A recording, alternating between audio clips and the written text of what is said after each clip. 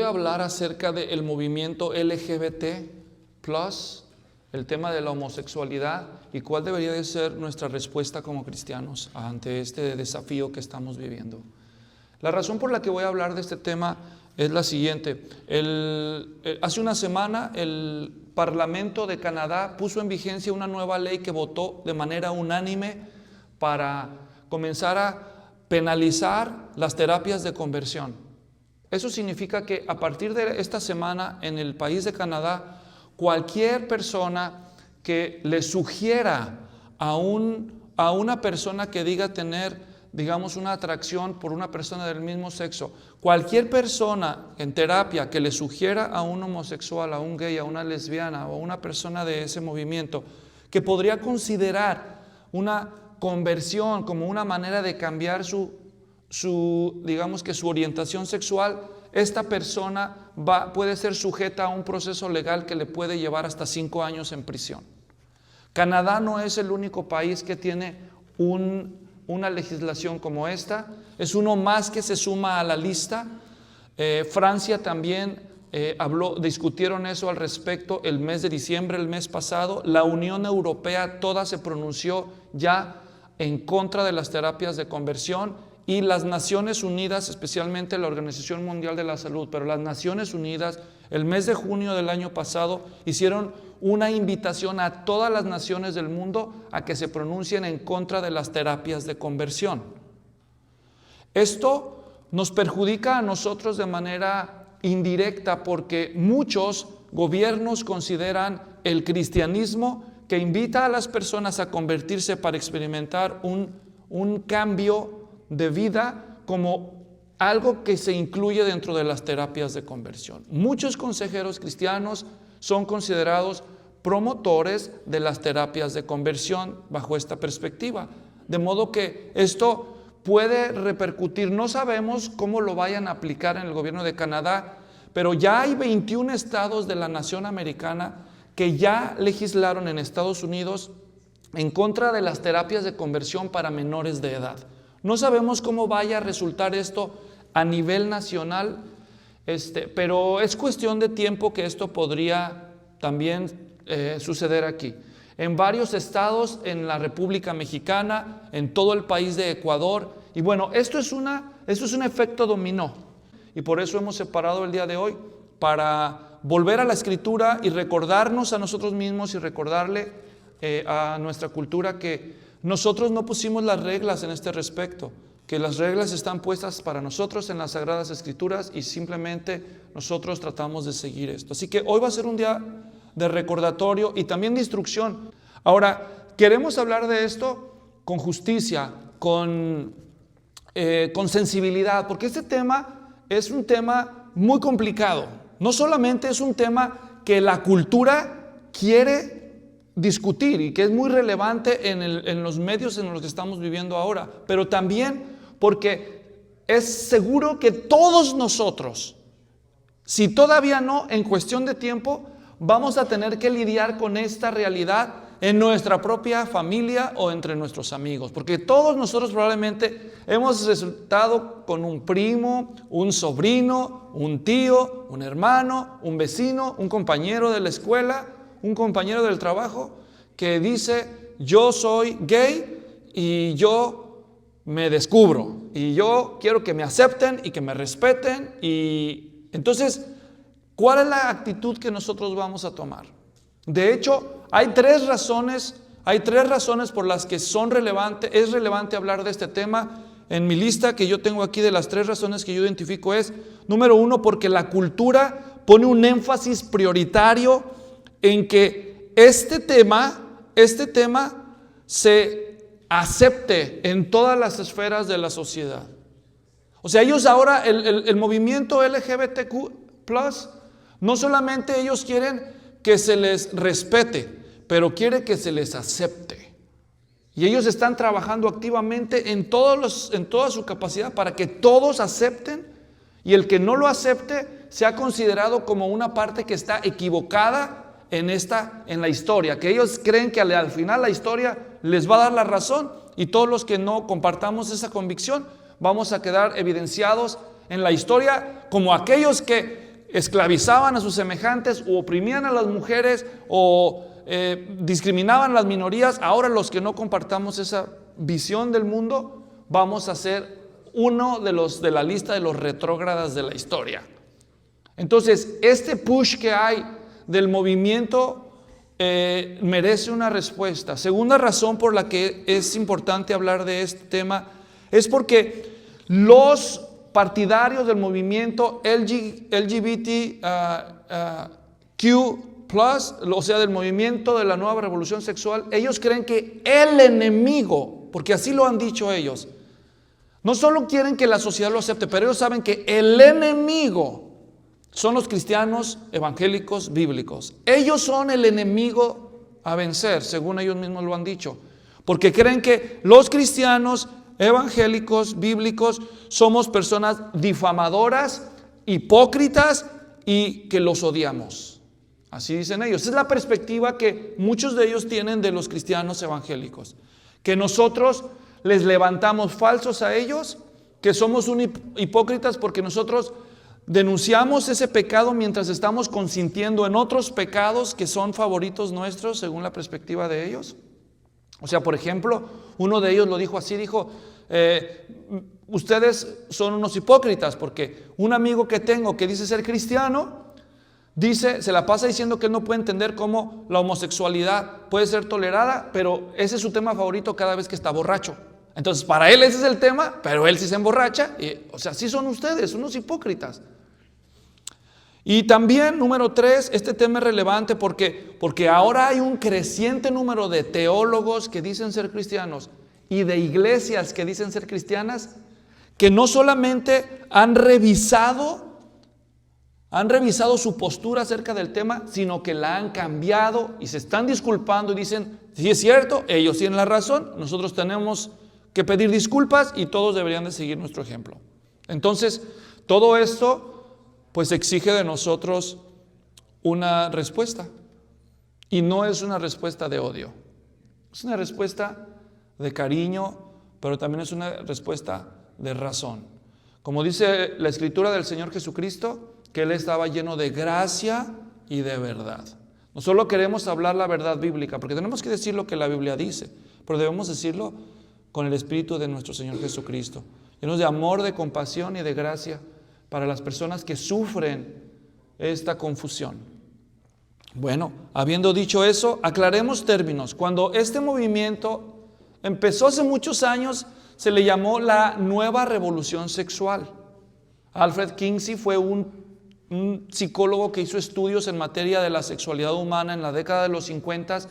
Escribió un libro y eso fue, como quien dice, el punto de arranque de todo eso. Y antes simplemente se le llamaba homosexuales. Pero el movimiento empezó a cobrar una serie de etiquetas diferentes que hoy en día ha terminado en lo que se conoce como el movimiento LGBTQ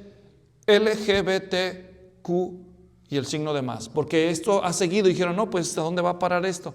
Pero para los que no saben qué significa cada sigla, se los explico. La palabra L significa lesbianismo. La palabra G significa gay. Y gay es lo mismo que homosexual masculino.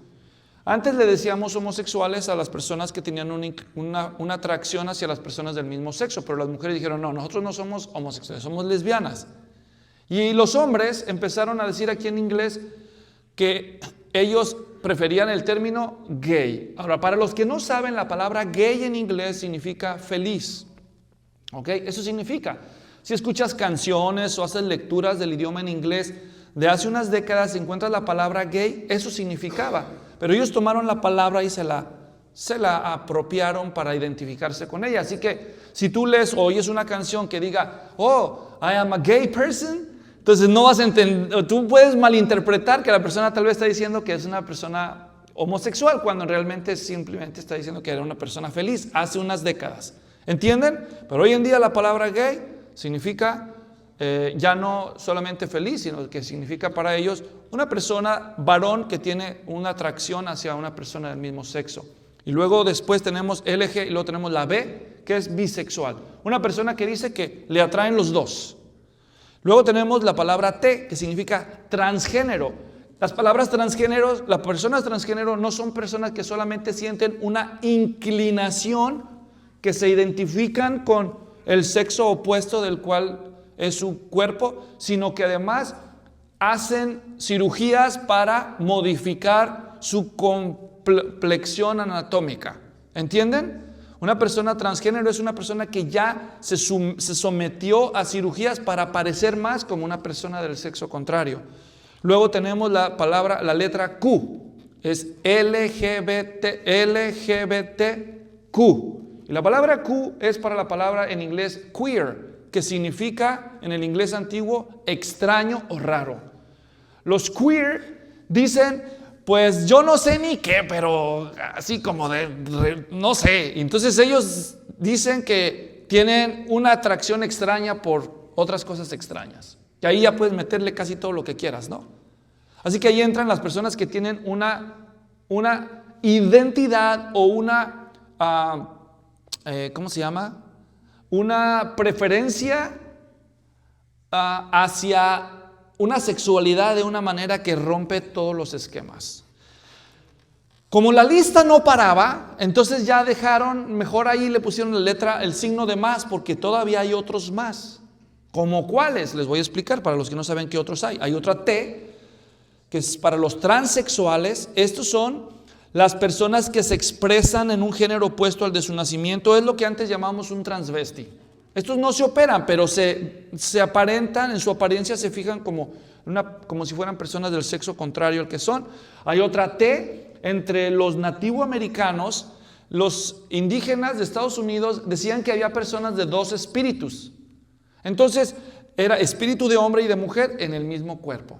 Así decían los nativos americanos. Entonces, ahora hay personas que dicen que son I am a two-spirit person. Soy una persona que tiene dos acá. Soy hombre y mujer por dentro, ¿verdad?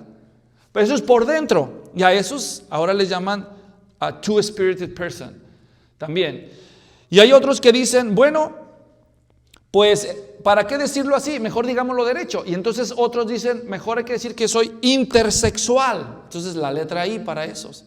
El intersexual es una persona que expresa a ambos sexos simultáneamente. El two-spirited person dice que los trae adentro, pero el intersexual dice pues que se vean. Entonces, por un lado parece mujer y por otro lado otros aspectos de su apariencia parecen hombres. Luego hay otros que son los A en inglés o la letra A en español, que son denominados, se autodenominan asexuales, que dicen, pues yo no siento, digamos que orientación hacia nada, yo sí solito o solita estoy bien, pero yo estoy de acuerdo con ellos y los apoyo. Entonces ahí le dan su lugarcito y le meten la letra A para que quepan en la listota. Y si ustedes creen que ya terminaron, pues no, todavía nos quedan dos más mínimo. La segunda letra Q, y esto es para los questioning. Los que se están cuestionando todavía no se definen, sino pues ¿qué seré yo? Pues no sé, pues todavía estoy, pues, pónganme ahí una Q porque todavía estoy en ese autodebate interno. Soy un questioning. Y otros que dicen, a mí no me afecta, yo soy hombre y me soy feliz siendo hombre y tengo atracción hacia el sexo opuesto, o yo soy mujer, soy feliz siendo mujer y tengo atracción hacia el sexo opuesto, pero yo estoy de acuerdo con ellos. Respétenlos, es más, yo los defiendo, es más, yo voy a las marchas para apoyarlos. Y a estos también se les regaló su letrita, la letra A, para A de aliado en inglés, que es ally. Así que se pueden imaginar, esto realmente está complicado. Y quién sabe cuántos más pueda haber después, ¿verdad? Ahora entonces, si denomináramos a todo este movimiento bajo un concepto, probablemente el más adecuado sería la nueva revolución sexual. Ok. Pastor, ya hasta me cansé nada más de oírlo hasta ahorita. Pues sí, así de complicado está esto. Así que todo lo que dije lo vamos a poner junto. Y este es un movimiento. Es un movimiento donde hay tres tipos de personas, si las queremos resumir todos. Hay los que son activistas, participantes y simpatizantes. Ok. Los activistas son las personas dentro del movimiento que están trabajando estratégicamente por conseguir que todo el movimiento sea aceptado, tanto como sea posible, en tantas esferas de la vida como sea posible. Son los activistas, están ocupados activamente en promover que se acepte todo lo que este movimiento exige, los activistas. Luego tenemos los participantes, son los que se consideran en alguna de las categorías que acabamos de explicar y participan de las iniciativas de los activistas, los apoyan. ¿Me doy a entender? Ellos no están organizando, pero sí las apoyan. Y luego están los simpatizantes, los que dicen, está bien que hagan lo que quieran, yo los apoyo moralmente. A lo mejor no voy a las marchas, yo no soy de ustedes, pero yo creo que tienen ustedes la razón. Entonces son simpatizantes. Este número, proporcionalmente hablando, con toda la población, sigue siendo pequeño, pero es muy outspoken, o sea que son muy influyentes y parece ser más grande. Y han logrado entrar en esferas de alta influencia y de alto poder, tanto en la política como en la economía y en la educación, de modo que parecen ser mucho más poderosos y numerosos de lo que realmente son, pero sí tienen una gran influencia. El asunto es que están legislando y están influyendo en las esferas de influencia de la sociedad. Ahora, no estamos nosotros dolidos ni resentidos con ellos, pero tenemos que levantar la voz y decir lo que la Biblia tiene que decir al respecto una vez más. Y luego reflexionar cómo podemos responder en la práctica con las personas que nos toca conocer, tanto con los activistas, como los participantes, como con los simpatizantes, porque aquí todos nosotros ya tenemos contacto, cuando menos, con simpatizantes, ¿o no? Todos. ¿Y qué vamos a hacer? Si no es que ahora hasta entre nuestros propios hijos o hermanos ya, pero como no hablamos de esos temas, no sabemos. Entonces empecemos por el principio. ¿Qué dice la Biblia acerca del género? La Biblia dice acerca del género que solo hay dos, varón y mujer. En Génesis 1:27 la Biblia dice, y Dios los creó, varón y hembra los creó.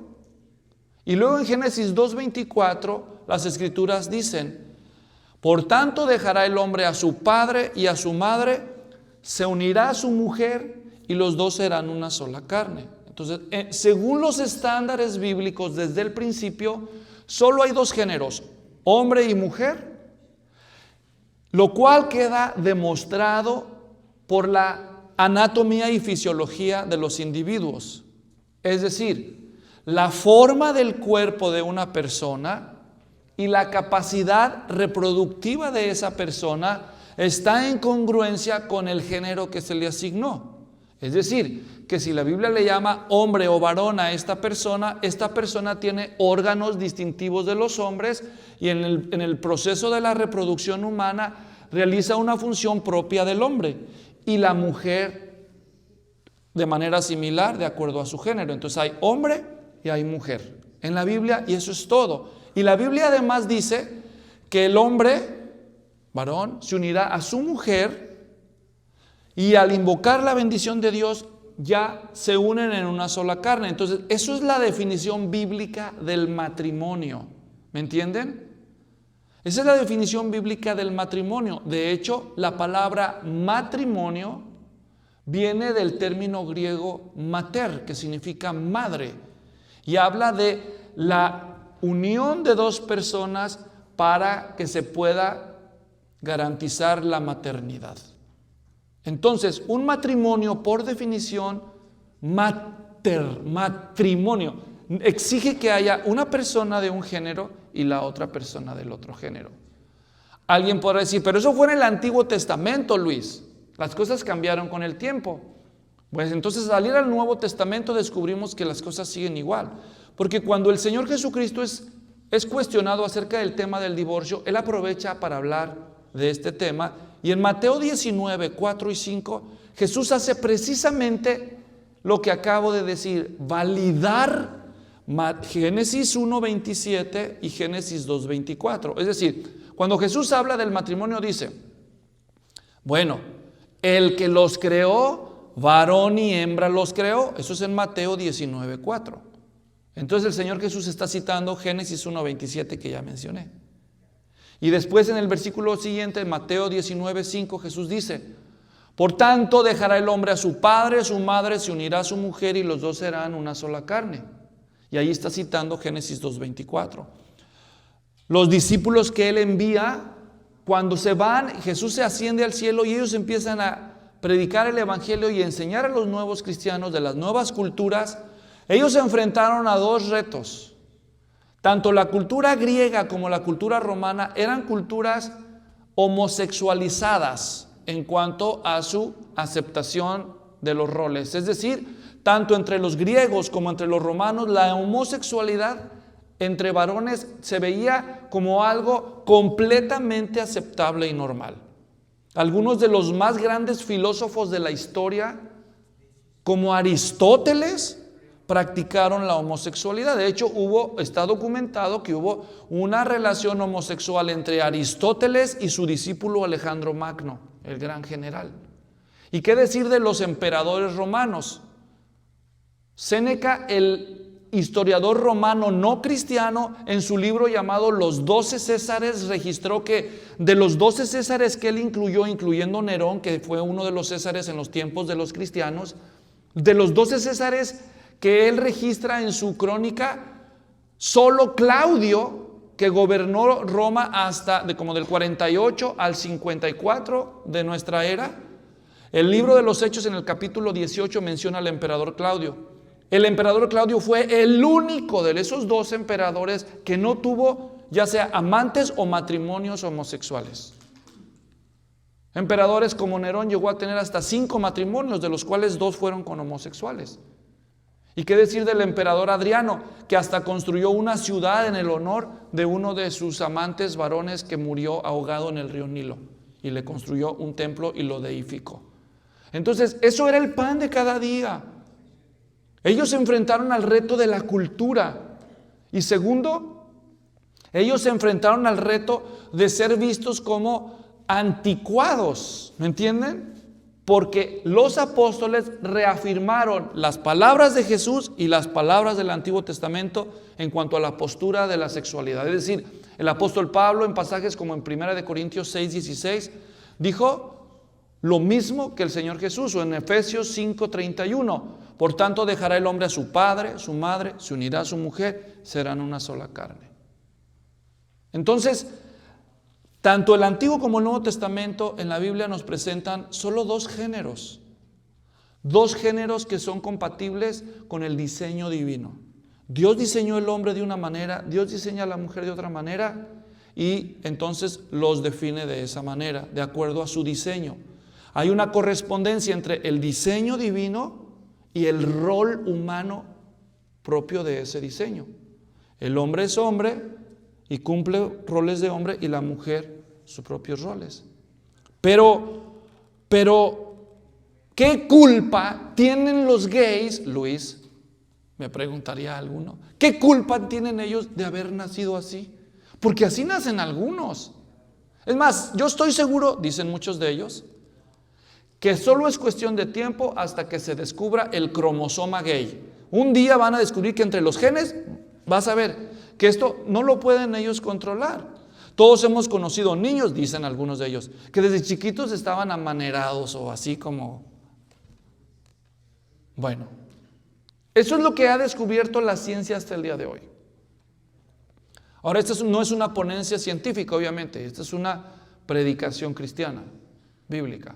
Pero para el que esté interesado, yo le recomiendo, los que leen inglés, el libro del doctor Alan Branch con el título Born This Way, Homosexuality, Science and the Scriptures. El libro que este título se traduce Nacido de esta manera, homosexualidad, ciencia y las escrituras, de la casa editorial Lexham. El año del libro es 2016. En este libro, que leí todito, para estar bien informado de estos asuntos, además de otras fuentes. Él explica cómo las teorías de Sigmund Freud, el padre de la psicología moderna, el debate de Alfred Kinsey de la nueva revolución sexual de los 50, los cambios que hizo la APA, que es la Asociación Americana de la Psiquiatría, en su manual de desórdenes mentales en 1973, la Asociación Americana de Psiquiatría sacó la homosexualidad como una patología mental. Entonces, si la homosexualidad ya no es una enfermedad, entonces ya no se tiene que curar y se tiene que preocupar uno por eso. Pero eso no era así. Hasta 1973 hubo ese cambio. Eso lo discute Branch en su libro. También habla de los estudios acerca de la plasticidad cerebral. Sí es cierto que se justifica por ciertos problemas del cerebro, la homosexualidad. Tiene un capítulo dedicado al estudio de las hormonas prenatales, otro al estudio de los gemelos idénticos de inclinación homosexual, otro capítulo dedicado a los estudios científicos acerca del problema del ADN y la homosexualidad. Y bueno, él explora todas esas con lujo de detalle y al final la conclusión es: no es cierto. Todavía no hay y no se ha podido demostrar estudios concluyentes que la homosexualidad es genética. La homosexualidad es una decisión de las personas. Que puede haber inclinación, que puede haber predisposición, pudiera ser, miren, aún en el caso que algún día se descubriera un gen, eso no cambiaría las cosas desde la perspectiva bíblica. Me explico a través de un ejemplo. Por ejemplo, hoy en día se considera el alcoholismo como una enfermedad. ¿Sabían eso? ¿Sabían eso? Pero la Biblia todavía dice que los borrachos no heredarán el reino de Dios. ¿Entienden eso? Si el alcoholismo es una enfermedad, entonces, pues qué malo Dios, ¿no? Porque manda a las personas al infierno por estar enfermas. Pero el sentido común nos dice que no es así. Aunque haya una susceptibilidad hacia el alcoholismo en ciertos individuos, dicho en otras palabras, hay ciertas personas en la sociedad que son más susceptibles de terminar alcohólicas que otras. Pero esto no garantiza que van a ser alcohólicas. ¿De qué depende que alguien sea alcohólico al fin de cuentas? ¿De qué? De sus decisiones. ¿Entiende? De sus decisiones. Todos hemos visto, hemos conocido algunos, nuestros hijos, nuestros sobrinos, niños que conocimos desde pequeñitos y ciertos niños con cierta inclinación desde chiquitos a ser mentirosos. ¿O no? Mentirosos. Otros a ser envidiosos. ¿O no? Otros a ser celosos desde chiquitos. Un problema que arrasan toda su vida. Desde chiquitos a ser, bueno, así me puedo seguir. Y cada una de estas cosas que estoy mencionando la Biblia las llama pecado y hace a la persona todavía responsable de sus conductas. ¿Entienden lo que decimos? Así que aunque una persona naciera, digamos que con cierto sentimiento de atracción sexual, esto no significa que tiene que convertirse en una persona homosexual. Ahora, si quieren un ejemplo determinante, lo voy a dar enseguida. Levanten la mano todos los que son casados. Levanten la mano los que son casados. Un buen número. Ok, gracias. Ok, todos los que son casados, no se preocupen, no van a tener que levantar la mano, ni mucho menos confesar. Pero todos los que son casados, ¿alguna vez ustedes vieron a una persona que no era su cónyuge y dijeron, qué mangazo, ¿verdad? Para los que no entendieron qué significa eso, dijeron, qué bonita persona, wow. Ahora, el Señor Jesús dijo en Mateo 5, 27 al 29, oyeron que fue dicho, no cometerás adulterio, pero yo les digo, el que mira a una mujer y la codicia en su corazón ha cometido adulterio. Eso es adulterio de corazón. Ahora, si un hombre o una mujer casados, mira a una persona que no es su esposo o su esposa y piensa mal, ¿lo denominaría eso adúltero? Pues estrictamente hablando, él cometió o ella cometió adulterio de corazón. Pero en términos prácticos, esa persona no es adúltera.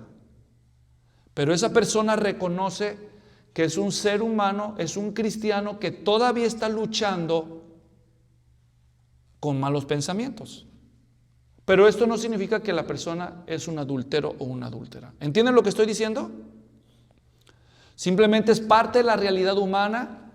Es un cristiano que está luchando con pensamientos lujuriosos. Y él reconoce, Señor, eso está mal. Tú me diste una esposa, un esposo en el cual concentrarme. Y entonces él, ahora que está en Cristo, dice, antes yo habré sido como habré sido, pero ahora yo soy una nueva criatura. Porque la Escritura dice, de modo que si alguno está en Cristo, nueva criatura es. Las cosas viejas pasaron, todas son hechas nuevas. Entonces este cristiano que entiende lo que acaba de pasar en su vida dice, yo soy un hijo de Dios. Y este pensamiento está mal. La Biblia, el Señor Jesús dijo que está mal. Y por lo tanto, aunque resulta atractivo para mí, yo me resisto porque yo tengo un deber. Y entonces él descubre que la Biblia dice, por ejemplo, velad y orad para no entrar en tentación. Memoriza versículos. Es decir, él encuentra ahora en Cristo un arsenal de recursos para luchar en contra de la tentación y el pecado. Y con la práctica él va ganando dominio y victoria hasta que esta área entra en orden en su vida. ¿Están entendiendo? Esto es un ejemplo. De modo que, ¿qué diferencia habría entre un hombre que tiene deseos desordenados de carácter heterosexual con una persona cristiana que tiene deseos desordenados de carácter homosexual? Es decir, los dos experimentan una conversión en Cristo. Este siente atracción por personas del sexo opuesto, pero fuera del orden de Dios. Él las identifica como pecado y dice no, y empieza a luchar con eso, apoyándose en los recursos espirituales que Dios ha provisto, para que con la práctica gane dominio en esa faceta de su vida. Y lo mismo aplicaría si la atracción es hacia personas del mismo sexo. Pero si la persona identifica, bueno, obviamente esto está fuera del orden de Dios. Eso le gusta a mi carne, pero ahora yo soy cristiano. Yo tengo la palabra de Dios, tengo el cuerpo de Cristo que me apoya, que me acepta, que me ha recibido y que lucha conmigo y me acompaña, y yo estoy en oración acompañado, aprendiendo a poner los deseos impuros bajo la autoridad de Cristo para vivir en santidad. Ese es parte del problema, que muchos hoy creen que, bueno, gay, siempre gay. ¿Entienden? Pero la Biblia no dice eso. La Biblia dice que si alguien llega a estar en Cristo, es nueva criatura. Ahora quiero que todos vayan a un pasaje de la Biblia. Hay dos pasajes de la Biblia que quiero compartir con ustedes rápidamente, porque hay mucho que decir y el tiempo se ha casi agotado. El primero de los pasajes está en 1 Corintios 6. Ahora, hermanos, hay muchos, pero muchos pasajes que hablan de este tema.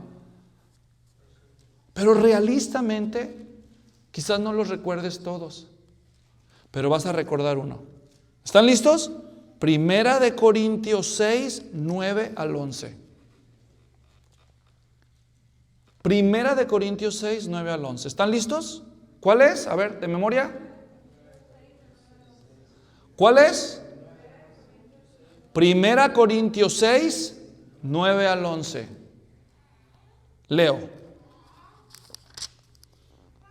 ¿O no saben que los injustos no heredarán el reino de Dios?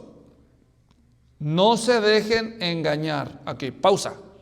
Si aquí el pasaje está diciéndoles a los corintios, no se dejen engañar, ¿qué estaba pasando entre ellos? ¿Qué estaba pasando? Estaban siendo engañados. ¿Entienden? Es decir, ellos estaban pensando y creyendo lo contrario de lo que Él les va a decir aquí. ¿Y qué es lo que les va a decir? Leamos.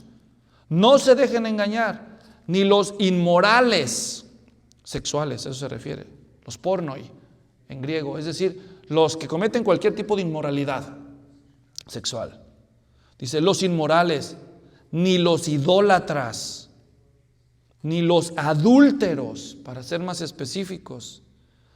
Y luego dice, ni los afeminados, la Biblia de las Américas. La palabra afeminados en griego es los malakoi, que significa los delicados, y se refería a los varones homosexuales que juegan el rol pasivo. Eran los homosexuales que se disponían como si fueran la mujer en la intimidad. Los afeminados. Aunque por desgracia en español la palabra afeminado es una persona que tiene como movimientos femeninos. ¿Me entienden? Un varón con movimientos femeninos. Pablo no está hablando de eso. Pablo está hablando de una persona que en la intimidad se pone como mujer, como si fuera la mujer. Y luego dice, ni los homosexuales. Y la palabra homosexual aquí, arsenokoites en griego, significa el que juega el rol masculino en esa relación homosexual. Entonces, aquí no está hablando de la apariencia nada más. Es decir, una persona puede parecer masculina, pero tiene un gusto por intimar con otro hombre, aunque él siga haciendo la función masculina en esa intimidad. Eso es condenado aquí. No solo el que funciona como mujer en esa relación. Y luego el 10 dice, ni los ladrones, ni los avaros, ni los borrachos, ni los difamadores, ni los estafadores. Esa palabra difamador significa agresivo. Agresivo es la palabra en griego, es la palabra que hoy en día usamos como bully. Ni los bullies. Allá de donde yo vengo le decían ni los gandayas. Es aquí, aunque dice difamadores, es otra cosa. Ni los estafadores, es decir, los que hacen tranza, heredarán el reino de Dios. Ahora, parte del problema que enfrentamos hoy es que el pecado de la homosexualidad se está poniendo en una categoría como si fuera un pecado especial. Ahora, no todos los pecados son iguales, ¿eh? Algunas veces malinformamos a la gente diciendo, es que todos los pecados son iguales. No, no es cierto, no todos los pecados son iguales. Todos los pecados son letales. Todos los pecados son letales, pero no todos los pecados son iguales. Hay pecados que son peores. Todos los pecados son malos, pero hay unos que son todavía peores. Y en la Biblia encontramos mucha evidencia, mucho registro para eso. Pero ese no es el tema del que voy a hablar ahorita. Entonces, la homosexualidad en esta lista es uno de todas las listas. Ahora, ustedes entienden que robar es malo. ¿Sí entienden eso? ¿Sí saben que si ustedes roban y los arrestan, van a tener que pagar? Es un delito también allá afuera, ¿sí o no? Y hay personas que tienen una maña de robar desde chiquitos, ¿o no? ¿Verdad? O sea, que se ve que sí, desde la naturaleza humana se inclina a cualquier tipo de pecados. Y ahí se menciona, por ejemplo, los ladrones, los avaros. ¿Qué es la avaricia? ¿Verdad? El amor insaciable por el dinero. Siempre quiere más, siempre quiere más. Pleonexia en griego literalmente significa eso. Pleonexia significa pleon más. Ejos tener más. Eso es la avaricia. Siempre quieres más, nunca te llenas. Es una idolatría. Entonces, como pueden ver, Pablo pone la homosexualidad aquí entre una lista de pecados. Pregunto yo, ¿no debemos denunciar el robo? ¿No? ¿No debemos denunciar la borrachera? Y si el que se emborracha es un cristiano, ¿no debemos denunciarlo? Todos los pecados son denunciados por la Escritura. Entonces, ¿también la homosexualidad? No nos podemos quedar callados nada más porque un segmento de la población hoy en día dice, no pueden hablar de esto porque nos ofenden. Lamentamos que se sientan ofendidos, pero la Biblia y el Evangelio siempre ha sido ofensivo. Porque nosotros somos pecadores. ¿Entienden lo que decimos? No es personal en contra de los homosexuales, simplemente tenemos un deber en nuestra conciencia de apegarnos a la Biblia, los que somos cristianos bíblicos. Pero terminó con el 11. Dice, y esto eran. Quiere decir que entre los cristianos corintios, antes algunos eran practicantes del robo, de la estafa, de la borrachera y también de la homosexualidad en cualquiera de sus roles.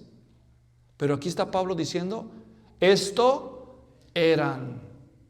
¿Y saben por qué dejaron ya de serlo? Porque experimentaron lo que la Biblia llama una conversión a Cristo.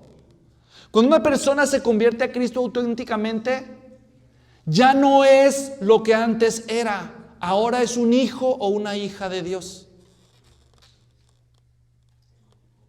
Ya no es lo que antes era.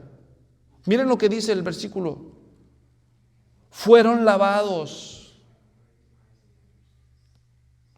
fueron santificados, fueron justificados en el nombre del Señor Jesucristo y en el Espíritu de nuestro Dios. Así que aquí está la buena noticia. El pecado de la homosexualidad, como esos otros pecados que están ahí, es un pecado perdonable. Es un pecado perdonable. Y número 2, el pecador puede cambiar. El pecador puede cambiar. Y evidencia tenemos, porque hay muchos. Ahora, les voy a explicar por qué las Naciones Unidas y los gobiernos están reaccionando contra las terapias de conversión.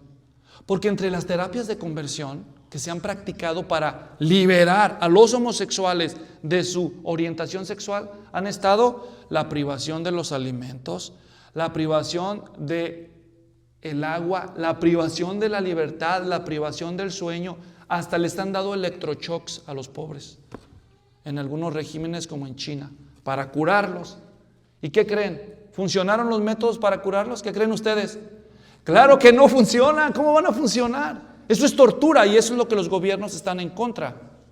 El problema es que los gobiernos no discriminan en sus legislaciones entre esos métodos de conversión y esta experiencia de conversión. Ese es el problema. Así que si para ellos la terapia de conversión incluye la experiencia de que nosotros tenemos el deber de proclamar a Cristo como la esperanza del pecador, si para ellos esto incluye en su lista de terapias de conversión, entonces tenemos que decir, lo sentimos, pero no. Pero si ellos saben diferenciar, y esto solamente el tiempo lo dirá, pero es muy, muy probable que no lo van a hacer, porque los homosexuales más activistas no están conformes con lo que la Biblia dice. Ahora, un pasaje más está en Romanos, capítulo 1. Romanos 1, 25 dice. Entonces, si los gays no nacen, ¿cuál es el problema? Y aquí está la respuesta. Romanos 1, 25 dice, porque cambiaron la verdad de Dios por la mentira y adoraron y sirvieron a la criatura en lugar del Creador, que es bendito por los siglos. Por esta razón, ¿por cuál razón? Perdón. Fíjense, dos razones, dos causas en el versículo 25. Número 1, cambiar la verdad de Dios por la mentira. ¿Entienden? Y número 2, adoraron y sirvieron a la criatura en lugar de al Creador. Fíjense bien dónde está la raíz de este problema, según Romanos. Cuando tenemos al Creador aquí y su verdad diciéndonos, yo soy el Creador, el que escribo las reglas. Y esta es la verdad. El mundo es así como digo yo. Y entonces yo digo, pues no, yo no estoy de acuerdo con lo que tú dices, ni te prefiero a ti, yo prefiero a la criatura. Y yo me hago mi propia verdad. Cuando una persona, entonces la causa es una causa espiritual, es una decisión de la voluntad según la Biblia. Cuando la persona descontinúa a Dios y se pone en el lugar de Dios, obviamente descontinúa su palabra, su verdad, y levanta su propia verdad, la consecuencia inevitable, versículo 26, por esa razón Dios los entregó a pasiones degradantes, porque sus mujeres cambiaron la función natural, y la palabra función ahí literalmente en griego es función sexual. La función sexual natural. Ahora, ¿sabe por qué Pablo lo puso así? Porque él sabía que los romanos eran bien gays, por así decirlo. Pero la homosexualidad en Roma era masculina. Hasta los romanos decían, no, ¿cómo? Cuando ellos leyeron aquí, Cambiaron la función natural por la que es contra naturaleza en el 6. De la misma manera también los hombres. Entonces empieza con las mujeres, porque los romanos aceptaban que el lesbianismo estaba mal, pero no la homosexualidad entre varones. Pero los deja agarrar carrera para decirle, no, las dos están mal. 27. De la misma manera también los hombres, vean la palabra que dice ahí. ¿Qué dice ahí? ¿Cuál es el verbo que sigue? Abandonando. Miren, no entendemos lo angustioso que es para muchas personas de inclinación homosexual, personas con sentimientos, personas sinceras, que sienten atracción por personas del sexo opuesto y están con una lucha interna. ¿Qué va a pasar conmigo? ¿Qué va a pasar conmigo? Es que me gustan, es que me siento atraído. Y están en un debate y llega un momento en donde ellos tienen que decidir.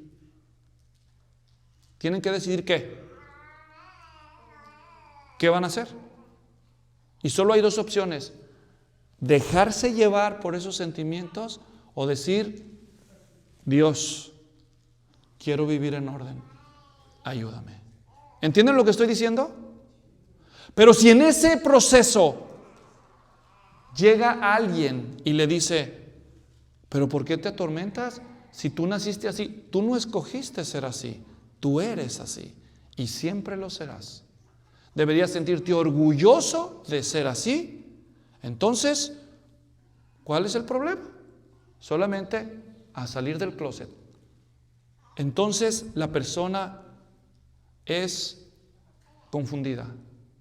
Y lo que al principio era un debate interno se termina convirtiendo en una decisión. ¿Entienden lo que estoy diciendo? En una decisión. ¿Nunca te sentiste tan enojado con alguien que hasta dijiste, hasta ganas tengo de... Pero tu conciencia despertó y dijo, no, espérate tantito, está bien que sientas ganas de, ¿verdad? Pero no te pases. Las ganas las tendrás, pero no lo vas a hacer. ¿No es cierto? Porque tu conciencia cumplió su propósito. ¿Qué tal si alguien llega y dice, ¿y por qué luchas con esos sentimientos? No, si eso es lo que tú sientes, es más, toma el cuchillo, ándale. Cualquiera de nosotros ve el ejemplo muy obvio. Ay, no, ¿cómo crees? Pero ¿qué tal si en lugar de un cuchillo le digo, no, si está bien, mira, toma una falda, toma un maquillaje, yo te acompaño, es más, yo me maquillo contigo. ¿Ven la diferencia? ¿Ven la diferencia? ¿Cómo la actitud ha sido irrazonable en este respecto? Un último ejemplo. Una muchacha se mira al espejo, dice, estoy horrible, estoy gordísima. Y todos los que la conocen la ven hermosa como es, pero tiene un problema de extremadamente delgada, pero ella se siente gorda. Así que se induce el vómito y no quiere comer. ¿Qué es eso? ¿Alguien sabe el nombre de eso? Anorexia. ¿Y saben qué es eso? ¿Eso es normal o es una enfermedad? Es una enfermedad psicológica porque ella no se puede ver como realmente es. Porque realmente, ¿cómo es ella? Delgada. Pero ¿cómo se siente? Gorda. Entonces imagínense todos nosotros ponernos de acuerdo para decir, no, ¿tú quién te crees para cuestionar cómo ella se siente? Respétala. Respétala. Si ella se siente gorda, dile gordis, ¿verdad? La chachis o como quieras. Tú dile. No. ¿Qué hacen los que la aman y la rodean? ¿Qué hacen los médicos? ¿Qué hacen los psicólogos? La ayudan a comprender la realidad, ¿sí o no?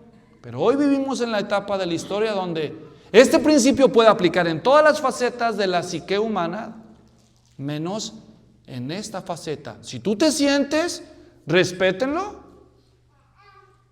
No, es que eso es irrazonable. No podemos consentir.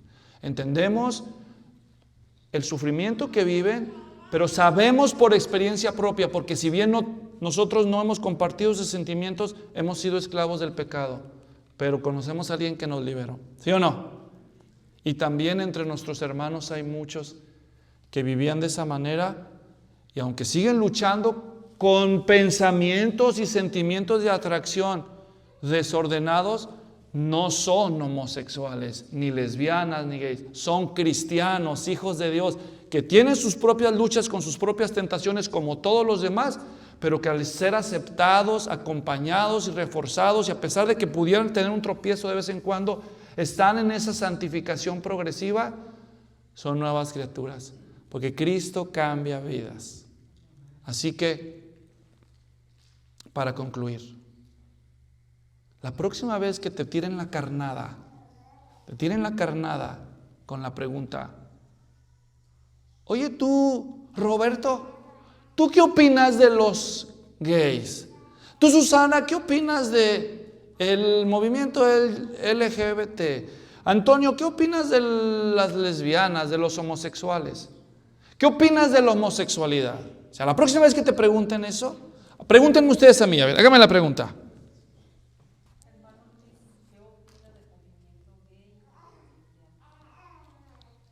Mi opinión es irrelevante.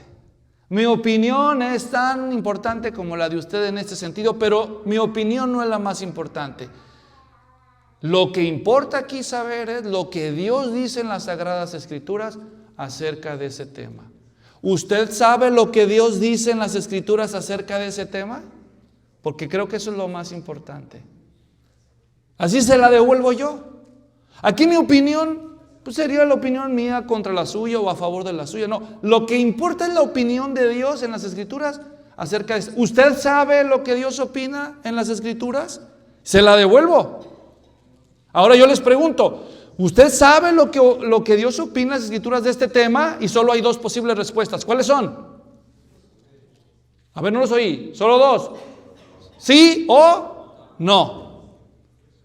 Si la persona dice, no sé qué dice la Biblia, por eso te estoy preguntando, porque tú debes de saber. Entonces la última pregunta que queda de mi lado, ¿cuál sería? ¿Le gustaría saber lo que dice Dios? ¿Y a qué pasaje lo puedes llevar? Primera de Corintios 6, 9 al 11. ¿Cuál era el pasaje? ¿Se acuerdan que les dije? Y tú nada más le dices a la persona, seguramente sabes que yo no escribí la Biblia. Yo soy igual que tú, yo nomás la leo. Y deja que la gente lea eso y que decida. ¿Me entiendes? Entonces eso sí dice, no sé, a ver, ¿qué dice? Y tú le guías al pasaje. Y si te dice, sí sé, ¿tú sabes lo que Dios dice en la Biblia acerca de ese tema? Sí sé. Ah, bueno, entonces ya sabes. ¿Qué sabes? Nomás para verificar. No, pues que Él está en contra. Ok, y entonces la última pregunta que nos queda, al que dice que sí, ok, y al que dice que no y quiere que le explique y me deja se lo explico. Ok, y ahora ya están en el mismo lugar, los dos ya saben. Y la última pregunta que nos queda es, ahora que sabes lo que Dios dice en las Escrituras de ese tema, ahora, ¿tú qué opinas de lo que Dios dice en las Escrituras? Ese es el punto final. ¿Tú qué opinas? Y ahora solo va a haber dos respuestas, ¿verdad? ¿Cuáles son? No, pues está duro, ¿verdad? No, pues no sé. Ah, entonces ya estás viendo que le quedó claro. O la otra posible respuesta, ¿cuál es? Pues a mí no me importa, me vale y me da igual. ¿Ok? Esa es la diferencia entre tú y yo, que a mí sí me importa lo que dice. A mí sí me importa. Y si algún día cambias de opinión y te importa, yo aquí voy a estar. Pero el hecho de que estés en desacuerdo con Dios y de paso conmigo, no hay problema. Yo no te tengo coraje ni te rechazo. No, yo te aprecio. Eres mi primo, mi compadre o lo que sea. Yo tengo cariño y voy a estar orando. Y siempre he orado por ti y todo. Y no creo que eres peor que yo. Solamente somos diferentes. Y oro para que un día Dios ponga en tu corazón conocer lo que Él tiene para ti como lo que Él tiene para cada uno de nosotros. Pero igual te amamos y aquí estamos para ti. Bueno, ahí está una posible respuesta a nuestros amigos y familiares que pudieran tener este debate. Obviamente es cuestión de orar mucho, porque este pecado es muy adictivo, muy esclavizante. Y la gente puede convencerse de que no se puede salir de él. Pero sí se puede, ¿o no? ¿Acaso hay algo imposible para Dios? todas las cosas son posibles para Él. Oremos. Padre, gracias te damos por tu palabra. Oramos por los Estados Unidos de Norteamérica para que puedan conservarse en una postura justa, donde haya tolerancia para todos y no solo para ellos, y donde podamos proclamar la verdad aunque el gobierno se oponga, en nombre de Jesús. Y también aunque se opongan los que tienen poder y no son parte del gobierno, los dueños de los medios de comunicación masiva. No todos estamos de acuerdo, pero no los odiamos, los amamos. Los aceptamos, que se acerquen y que conozcan al Cristo, que cambia vidas, que nos llama al arrepentimiento. Y te damos gracias por tu palabra.